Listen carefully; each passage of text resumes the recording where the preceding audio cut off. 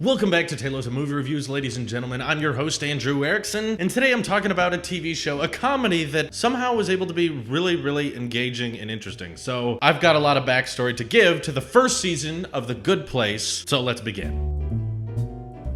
So before we talk about The Good Place itself, I think we really need to highlight that I'm a major fan of The Office and Parks and Recreation. These are some of my favorite TV shows ever. In fact, I'll just say it. I think The Office is my favorite TV show of all time. The writing and the genius of making something cringy and yet realistic, and how they're able to make things that are not funny, and that's what makes them funny, is some of the most genius writing in the world. Now, Parks and Recreation has a very similar theme and style to The Office, but it's a little bit of a different tone. Things are a little bit based more on performances of former SNL stars, whereas The Office, I feel like, it is a re-edition of a UK TV show. Parks and Rec isn't. They have a lot of similarities and a lot of differences, but overall, formats very similar, comedy styles very similar, and the reason I'm talking about The Office and Parks and Rec is because I get a very similar vibe, even though it's not the exact same style, from The Good Place, even though they definitely have a lot of differences, but hear me out. At the beginning of every episode of The Good Place, it says created by Michael Schur. He was an executive producer for both The Office and Parks and Rec, so I can tell his style of comedy and his style of thinking being present in The Good Place, because once Parks and Rec ended, I really was looking for another show with that amount of energy, that amount of creativity and uniqueness, and I wasn't really finding it anywhere else. So that's why I'm really excited to be talking about it. So for those of you who don't know about The Good Place, it is a TV show that literally takes place in the afterlife, which I know is a completely different backdrop for what you get with The Office and Parks and Rec. Those are mockumentaries. The Good Place isn't, but they're still comedies, and they have very similar writing with character traits. And what I like about The Good Place is they were able to make something interesting that ordinarily no one would think could be a very good plot. So The Good Place basically starts with Eleanor, our protagonist, waking up and she's dead. She's in heaven. And somehow even the opening scene was able to be pretty funny about that. She died in kind of a comedic way, but what happens in the afterlife, it's not really decided on Christianity, Buddhism, or Catholicism. There's a lot of different theories on the afterlife, but the whole plot of the show is that no one got it exactly right, except this one guy who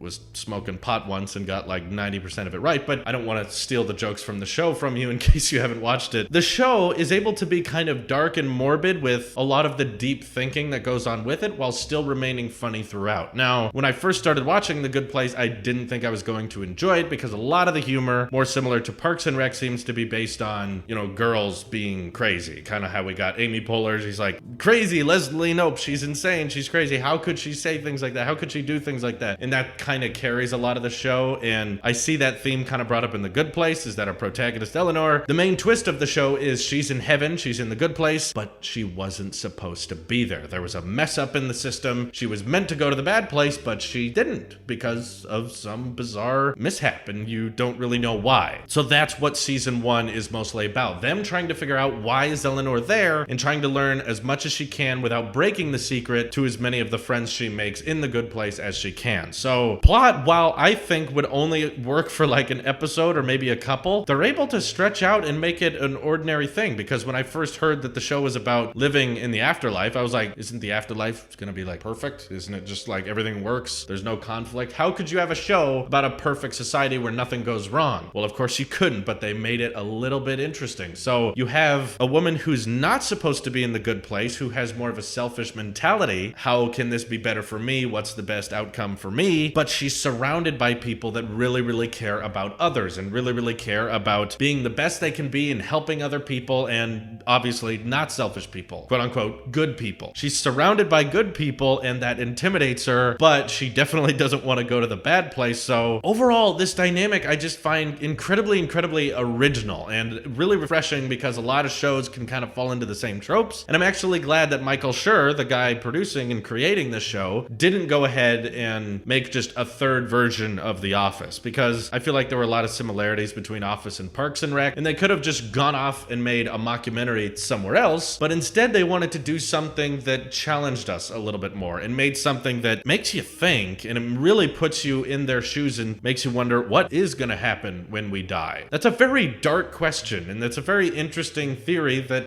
countless religions have tried to explain, and yet they're able to turn that into a comedy. And I just find that incredibly amazing because a lot of the writing is really decent, really funny, while still being thought-provoking. A scene I'll talk about, it's no spoilers, I'm not going to spoil much for this show, is when something is kind of going wrong. They're having problems with the city and the society, so Eleanor walks into the room with the boss, the architect of the show, named Michael, and he's kind of doing this into dead air. Nothing's happening, and he's like, oh, goodness. Sorry, Eleanor, I know there's so much stress in here. And she just kind of looks around and she's confused because she doesn't see anything. And Michael's like, oh, sorry, you don't see in 9 dimensions. I forgot. You see, it found a way to be funny and also like, oh my God, do like angels and demons see like different dimensions that we can't see? So are you saying that angels and demons are able to physically see stress in the real world because they have vision that works in 9 different dimensions? Also, 9? That means that after the 3rd and 4th dimension, 4th dimension being time, there's 5, 6, 7, and 8, and we have no idea what they are. Again, just kind of funny, but really weird and really twisted and really gets you to think at the same time. So that's why it's my kind of show. And today I'm talking about just season 1 because I understand a lot of you out there may have not have heard of it, may have not have watched it yet. And again, not spoiling anything, but the finale has a giant big reveal that I don't want to ruin it for you. So season 2 is out on Netflix right now. You can watch season 1 and 2, but I don't think I want to go into season 2 until you guys watch season 1. That way we can cover season 1 and you guys just know I'm really invested in this show. I'm happy it's still running. I'm glad there's a show coming out that I'm really intrigued in. And a lot of just somehow comedic and thought-provoking at the same time. Now, I'm not sure if I would put it up as just as good as Parks and Rec or just as good as The Office. Obviously, the show is only 2 seasons long so far, and I've heard they're working on a 3rd. So it's hard to compare because a lot of what I love and don't like about both Office and Parks and Rec depends on the different seasons that take place and how the show ages over time. We'll see how The Good Place ages over time, and that could affect my opinion of it. But as for the first few seasons, I think for a season 1, they did an incredible good job, especially given that there's a couple of seasons of Parks and Rec and The Office that I feel like they didn't really get their stride yet. They were kind of just getting the engine running and they weren't quite ready yet. But the best seasons are usually in the 3 and the 4 categories, whereas The Good Place, I think, is doing really, really well in season 1 and 2. So I'm really excited to see what else they have in store for us and where this show is going to go. But if you haven't watched it, please give it a look. And like I said, it's on Netflix, so you can watch it whenever you'd like. I've actually seen season 1 twice now. I watched it once by myself and once with my fiance Louise, and I still enjoyed it both times through, which means that the show is fairly rewatchable. And for the most part, they get away with not cursing because in The Good Place, they don't let you curse. Every time you try to say the F word, you just say fork, or if you want to say the S word, they just make you say shirt, which results in a lot of comedic moments where you just know what the person's trying to say, but they can't say it. So either way, the dynamics of what goes on in the show, there's a lot of twists and turns that somehow keeps it interesting. And I think they've conquered the cliffhanger. At the end of every episode, they're able to make you go, oh, wait a minute. Oh, what happens next? So please go check it out. And when you do, let me know what you think in the comments below. Thank you guys for watching, and I hope you all have an excellent day. Take care.